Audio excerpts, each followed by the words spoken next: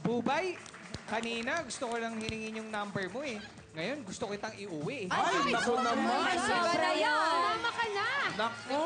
Wow! Teka lang. Ay, sandali. Sandali lang po. Ako po yung nangangailangan ng crush. Baka pwede ako na lang. Siya yung may hugot, Sep eh. Siya yung may hugot, eh. Siya Bakit yung may siya? hugot. Ba't daw si Bubay? Ha? Eh, wala eh. Halika. Ay, Oy! Oh! Ano to? Siya pa lalapit. Ay, sobra si Seth pa yung lalapit. Wala talaga. Saka pa ng hair. Ayusin mo yung hair mo. Nakakaiyak naman. Huwag naman. Ay! Uy! Ay! Ay! Ay! Oh, Sep.